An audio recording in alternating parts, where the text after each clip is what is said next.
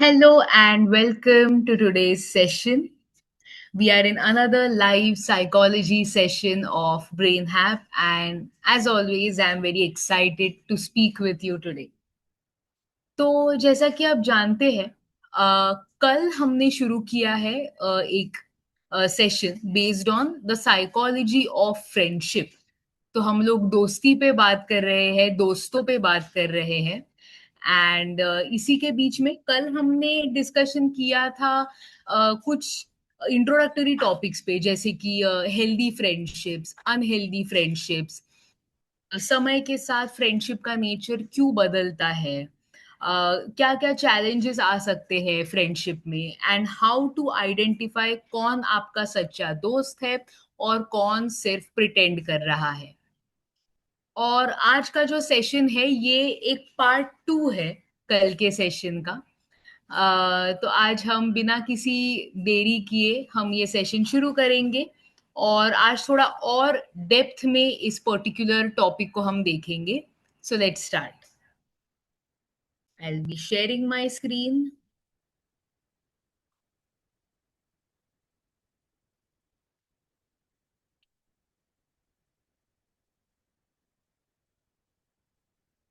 तो आज का हमारा टॉपिक है friendships in the messy middle, a guide to handling conflicts, distance, and growing up without losing your mind or your friends.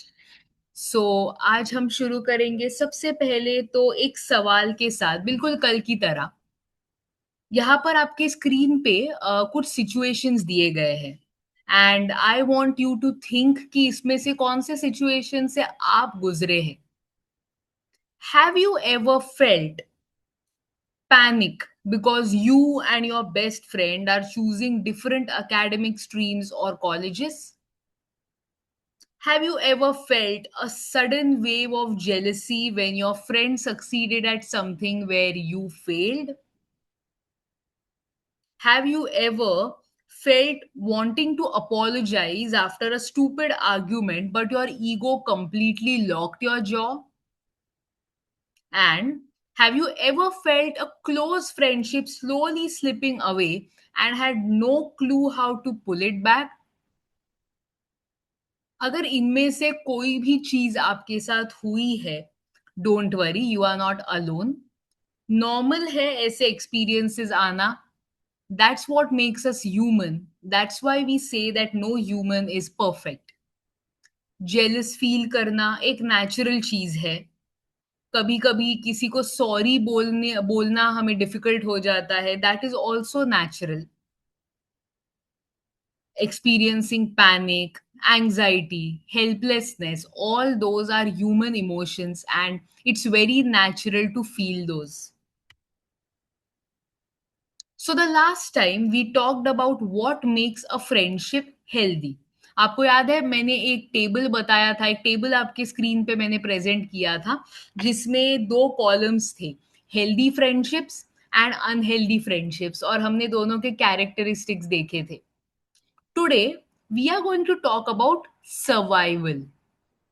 How do we adapt when friendships face distance, conflict, and change? So, जब friendship में कई सारी मुश्किलें पैदा होती है, तो हम वो फ्रेंडशिप कैसे प्रिजर्व करते हैं, हम उस सिचुएशन को कैसे मैच्योरली हैंडल कर सकते हैं, ये हम आज के सेशन में देखेंगे।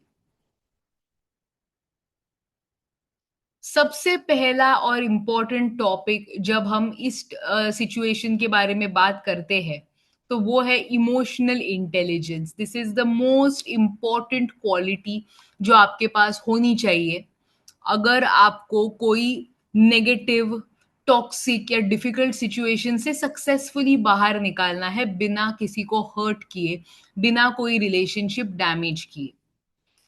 So, emotional intelligence is different from your academic intelligence. Academic intelligence तो खैर सिर्फ आपके रिपोर्ट कार्ड पे होता है। आपने पढ़ी हुई चीजें कितने अच्छे से आपके एग्जाम पेपर में लिख पाते हैं, that's counted as your academic intelligence. लेकिन इमोशनल इंटेलिजेंस एक ऐसी चीज है जो शायद ही कोई स्कूल सिखाती है या कोई टेक्स्ट बुक आपको सिखा सकता है। It goes well beyond your school or college curriculum and well beyond your textbooks. Emotional intelligence वो चीज है जिससे आप दूसरों के प्रति संवेदनशील होते हैं, दूसरों के बारे में सोचते हैं, दूसरों की भावनाओं का आदर करते हैं, कदर करते हैं। That's emotional intelligence. और हाँ, साथ ही साथ आप आपकी भावनाओं का भी कदर करते हैं। You learn to label your emotions correctly. That's very important. Having a vocabulary to describe your emotions to the other person is very important. So, emotional intelligence, self awareness versus projection. When someone leaves you on red or posts stories from a hangout you missed, your brain automatically jumps to the absolute worst conclusion. आपने WhatsApp पे किसी को message भेजा, blue ticks आए उस इंसान के side से लेकिन कोई रिप्लाई नहीं आया। या आपने देखा आपके दोस्त किसी पार्टी में गए थे, उन्होंने शानदार फोटोज पोस्ट किए हैं इंस्टाग्राम पे और उस पार्टी में आपको किसी ने इनवाइट नहीं किया। आपका दिमाग पैनिक मोड में जाता है, एंग्शियस मोड में चला जाता है कि अरे ऐसा क्या हो गया? मेरे दोस्त ने मेरे मैसेज का रिप्लाई क्यों नहीं किया? या मेरे दोस्त ने मुझे पार्टी में इनवाइट क्यों नहीं किया? क्या मैं उन्हें बुरा लगता हूँ या लगती हूँ? क्या वो मेरे साथ दोस्ती नहीं रखना चाहते? बट कभी-कभी the reason can be very normal और आप सिर्फ ओवरथिंक कर रहे होते हो उस सिचुएशन को।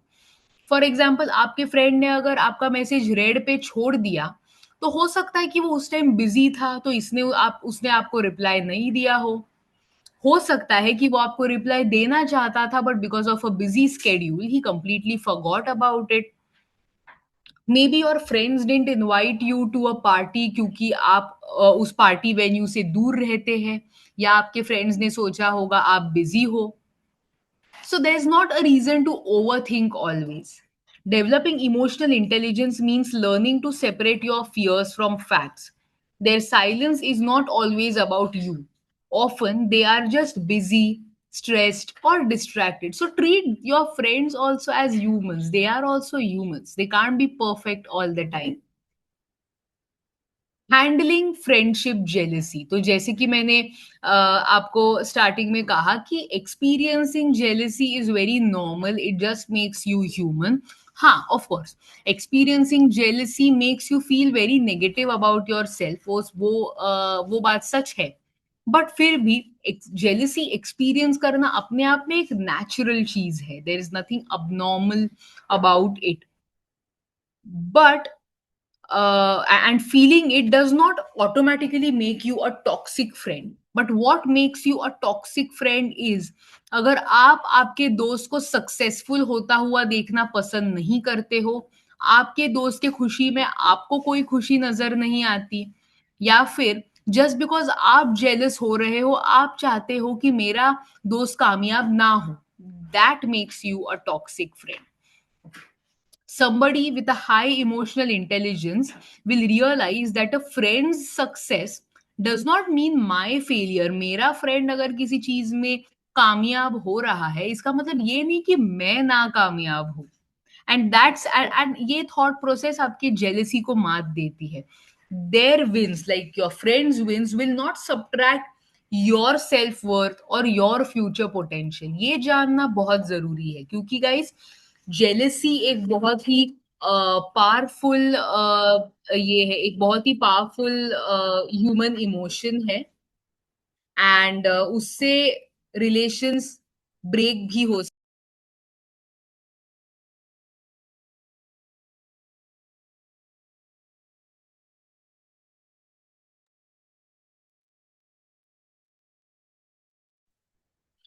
So that's how you handle your jealousy using emotional intelligence. The evolution timeline, तो जैसे कि हमने कल बात की, किसी भी फ्रेंडशिप का जो नेचर है वो समय के साथ बदलता जाता है, right? It does not stay the same, just like the nature of many other relationships also. जैसे पहला होता है द प्रॉक्सिमिटी एरा, आपके स्कूल डेज़ जब आपके दोस्त आपको रोज़ मिलते हैं, आपको ज़रा भी एफर्ट नहीं लेना पड़ता उनके साथ कॉन्टैक्ट मेंटेन करने के लिए क्योंकि आपको वो इंसान रोज़ दिखने वाला है। The second stage is the stream split. School खत्म हो गई, सबने अपने-अपने स्ट्रीम्स लेना शुरू कर दिया, आर्ट्स, साइंस, कॉमर्स, और जब सबने अलग-अलग स्ट्रीम्स लेना शुरू कर दिया, तो सब अलग-अलग कॉलेजेस में चले गए and now is the time जहाँ से आपको आपके फ्रेंड्स के साथ कॉन्टैक्ट मेंटेन करना चैलेंजिंग होगा। एंड ये चैलेंज अब लाइफ लॉन्ग रहने वाला है क्योंकि कॉलेज के बाद आप जॉब करोगे। हो सकता है आप अपना शहर या अपना देश छोड़ के कहीं और रहने जाओ। So maintaining contact with your friends is going to be difficult and आपकी दोस्ती कितनी मजबूत है इस पर बहुत निर्भर होगा कि आपको इच्छा है कि नहीं कॉन्टैक्ट मेंटेन करने की। जो दोस्ती मजबूत होती है, it survives the test of time, it survives distances also. Next एक बहुत ही इम्पोर्टेंट टॉपिक है कॉग्निटिव फ्लेक्सिबिलिटी। ओके, तो आपके स्क्रीन पे फिर से दो टेबल्स है, rigid friendship mindset mindset and flexible friendship mindset, right? So rigid friendship mindset में लिखा हुआ है if we don't talk every day we aren't close anymore, एकदम या तो इस पार या उस पार, ऐसे सोचने का तरीका। वेर एज कॉग्निटिव फ्लेक्सिबिलिटी अगर आपके पास है, if you develop a high cognitive flexibility, तो उससे आप क्या कर सकते हैं, आप नए नए आने वाले सिचुएशंस को बेहतर, ज्यादा मेच्योर तरीके से अडेप्ट कर सकते हैं रादर देन ओवर थिंकिंग और thinking the worst case scenarios. So जिसका माइंडसेट फ्लेक्सिबल होता है वो इंसान क्या सोचता है, we can pick up right where we left off after weeks of silence. तो ऐसा नहीं है कि just because a friend hasn't talked with me in weeks that friend has now separated from me, now he doesn't like me, ऐसा नहीं है। Somebody with a rigid mindset will say, my friend has made new college friends, so now I am being replaced. Whereas a flexible mindset will say, they have room in their life for multiple people and so do I. अरे आपका दोस्त अब school छोड़ के बड़ी दुनिया में गया है तो क्या उसे हक नहीं है कि वो नए दोस्त बनाए, नए लोगों को अपने सोशल सर्कल का हिस्सा बनाए? जस्ट बिकॉज वो ये चीज कर रहा है that doesn't stop you from being a part of his life. Rigid friendship mindset कहता है they must agree with my choices और they don't support me. Flexible friendship mindset कहता है we can live completely different lifestyles and still respect our bond. That's what adaptability and maturity looks like. Repairing ruptures बड़ा ही sensitive topic है ये friendship का। Repairing ruptures means basically a rupture is some kind of a damage, right? और फिर वो damage को आप कैसे सुलझाते हो, समझो कि अब आपका आपके दोस्त के साथ कोई बड़ा सा झगड़ा हो गया। Now it's up to you both कि आपको आपकी दोस्ती तोड़नी है या मेच्योरिटी से बचानी है। इट्स ऑल्सो इम्पॉर्टेंट कि आप दोनों भी ये चीज इवेल्युएट करो, अपने आप को सवाल पूछो कि क्या ये दोस्त को मैं मेरे लाइफ में रखना चाहता हूँ या रखना चाहती हूँ। Is my life becoming richer और more enriched in some way because of this person being in my life? is like does this person deserve the time that I am devoting to him? Does this person deserve the emotional energy and the love that I am investing in him? ये सारे सवाल अपने आप से पूछो। अगर आप agree करते हो इन सारे सवालों से, if your answer is yes, that means this friend and this friendship is very important in your life and ideally you should not let that friend go away from your life. और ये तभी possible है जब आपकी गलती होने पर आप हेजिटेट नहीं करते सॉरी कहने के लिए। The health of a friendship is not measured by the complete absence of conflict, but by how cleanly you repair the rupture.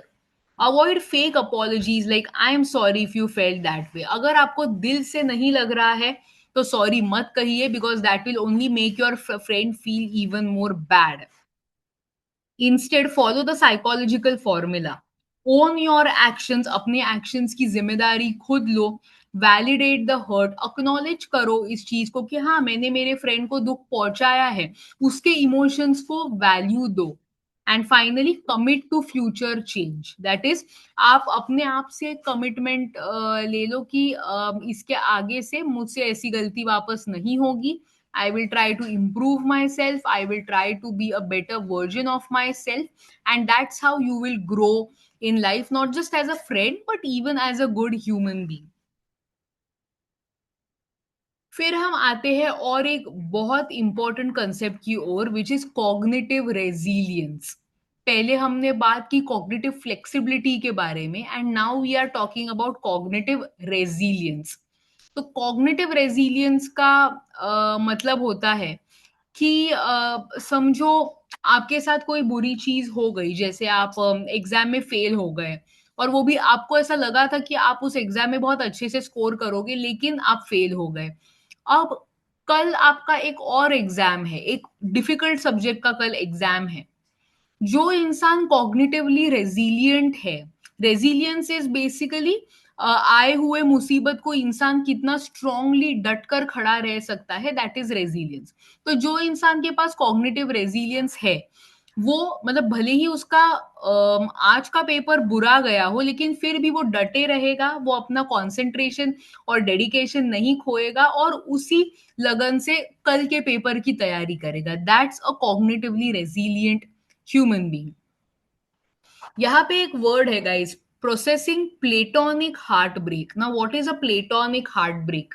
Heart break इस वर्ड को हम लोग सिर्फ रोमांटिक रिलेशनशिप्स में यूज करते हैं आजकल, but there is something called platonic heartbreak as well, and platonic heartbreak is what you experience when you had to end a special friendship or you got separated from a very close friend।